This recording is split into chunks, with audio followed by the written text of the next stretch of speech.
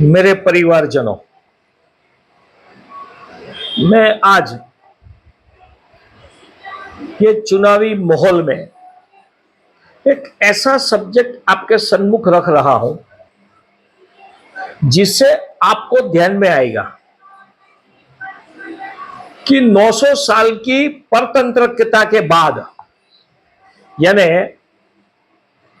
900 साल से एक ऐसा एक भी शासक हिंदुस्तान की भूमि पर नहीं हुआ कि जिन्होंने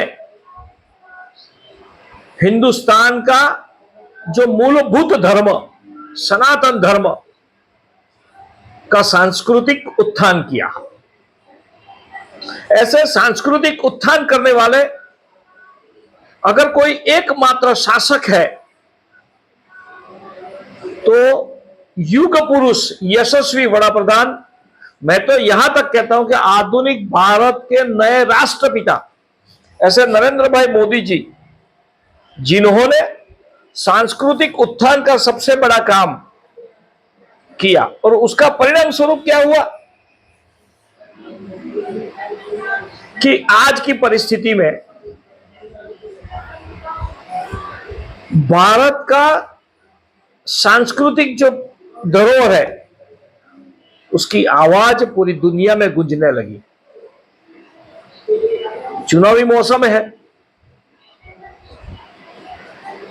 900 साल में अनेक राजा हो गए। छत्रपति शिवाजी महाराज और महाराणा प्रताप, रानी अहल्याबाई, सर सयाजीराव गायकवाड़, ऐसे गिने चुने 5, 6, 7, 10 शासकों ने, पंजाब में राजा रणजीत सिंह, ऐसे राजवियों को छोड़कर सांस्कृतिक उत्थान में कोई ऐसा नाम हम नहीं गिन सकते। मगर भारत पर आक्रांताओं, चाहे बाबर हो, हुमायूं हो, अकबर हो, औरंगजेब हो, शाहजहां हो, ये कोई भी नाम ले लो, जिन्होंने भारत पर शासन किया हमारी आपसी फूट के कारण, इन सभी ने सांस्कृतिक आक्रमण किया। भारत के सनातन धर्म को छिन्न भिन्न करने के लिए सतत प्रयत्न किया। सोमनाथ पर 17 बार चढ़ाई की, भले हम जीते, मगर आखिर में क्या हुआ? तो इन सब में 900 साल के इतिहास में नरेंद्र भाई मोदी जी पहले व्यक्ति है, पहले शासक है जिन्होंने भारत के सांस्कृतिक उत्थान किया। उसमें अगर लिस्ट देखे, मैं आज पूरा लिस्ट लेके बैठा हूं। भगवान श्री राम जन्मभूमि पर रामलला का भव्य निर्माण किया, मंदिर का भव्य निर्माण हुआ। जो सांसद भवन अंग्रेजों ने बनाया था, उसकी जगह नया संसद भवन संपूर्ण भारतीयता के हिसाब से बनाया गया, वास्तुशास्त्र को ध्यान में रखकर बनाया गया। उसमें सोंगोल की स्थापना की। इतना ही नहीं, यह नए संसद भवन में प्राचीन भारतीय संस्कृति की झलक दिखाने वाले अलग अलग शैली चित्र सोंगोल की भी स्थापना की। इतना ही नहीं, हम गुजरात में है, गुजरात के पावागढ़ के महाकाली माता का मंदिर जो 550 साल पहले मोहम्मद बेगड़ा के द्वारा ध्वंस किया गया था, उसके ऊपर की ध्वजा तोड़ी गई थी, वो मंदिर का जीर्णोद्धार करके 550 साल के बाद पहली दफे पावागढ़ में महाकाली माता के मंदिर पर सनातन धर्म की ध्वजा फिर से लहराई गई। इतना ही नहीं, पावागढ़ मंदिर कलश, ध्वजदंड और गर्भगृह स्वर्ण जड़ित हुआ। केदारनाथ धाम, उसका ऐतिहासिक विकास हुआ। केदारनाथ धाम मंदिर में आदि जगतगुरु शंकराचार्य जी की ध्यानस्थ मुद्रा में भव्य प्रतिमा की स्थापना हुई।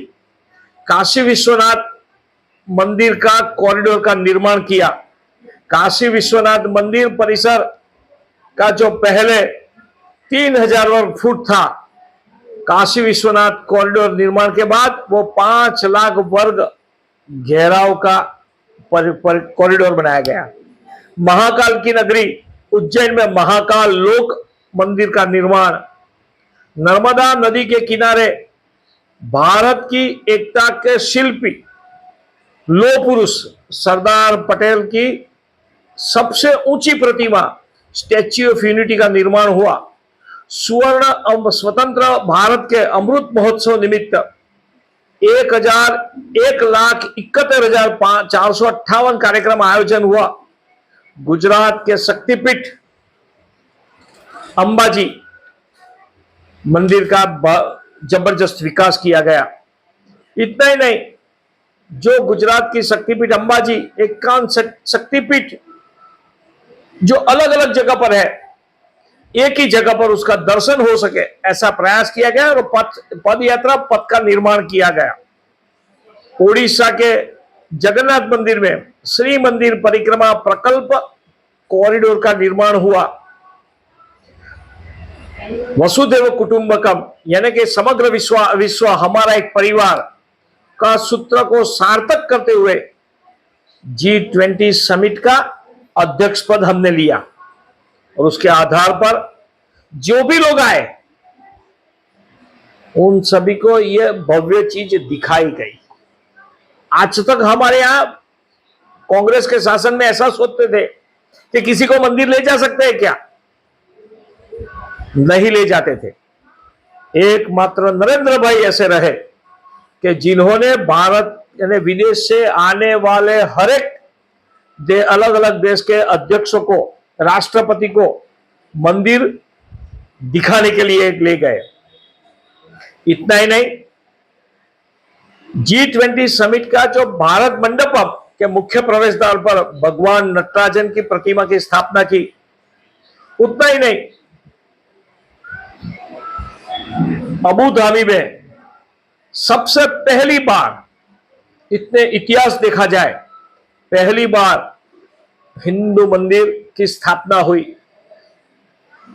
करतारपुर कॉरिडोर उसका निर्माण किया गया। सिख समाज के केसधारी बंधु के गुरु गोविंद सिंह जी के 4 वीर पुत्रों का बलिदान दिवस 26 दिसंबर को वीर बाल दिवस करके घोषित किया गया। अनेक साल से विदेशों में पड़ी हुई, भारत से चोरी की गई या तो भारत से सगे वगे की गई अलग अलग अलभ्य मूर्तियों, कृतियों को भारत में वापस लाया गया। यानी सनातन धर्म की संस्कृति, सनातन धर्म का भव्य धरोहर, उसको उजागर करने में, विश्व के सन्मुख लाने में नरेंद्र भाई मोदी सरकार ने सबसे पहली बार प्रयत्न हुआ। आज तक के यानी 2014 के पहले के शासकों ने कभी भी भारत का सनातन धर्म के बारे में कतई सोचा नहीं था, कोई काम नहीं किया था। नरेंद्र मोदी जी की सरकार ने यह काम किया। उसी के कारण आज चारों ओर सनातन धर्म को गाली दी जा रही है। सनातन धर्म को डेंगू के साथ सरखाया जाता है। राम का अस्तित्व नहीं ऐसा कहने वाले कांग्रेस आज तक राम मंदिर के दर्शन के लिए नहीं गए हैं। हम सबको तय करना पड़ेगा कि हमें, हमारा यह दायित्व है, हम ज्ञाति में, समाज में हम बटे नहीं। और जिन्होंने सनातन धर्म का विकास किया है, सनातन धर्म की भव्य धरोहर को दुनिया के सन्मुख ले गए हैं, वो नरेंद्र भाई मोदी जी को वापस सरकार में लाना, यह आपका और हमारा कर्तव्य है। चाहे हमें उसके लिए थोड़ी मेहनत करनी पड़े, हमें करनी चाहिए। ताकि मोदी जी ने ऐसा कहा है कि मोदी सरकार के जो 2 कार्यकाल पूरे हुए वो तो ट्रेलर था, आने वाले दिनों में जबरदस्त काम होने वाला है और ये मोदी जी ने गारंटी दी है। तो हमें भी मोदी जी को गारंटी देनी चाहिए कि हम तीसरे कार्यकाल में आपको लाएंगे।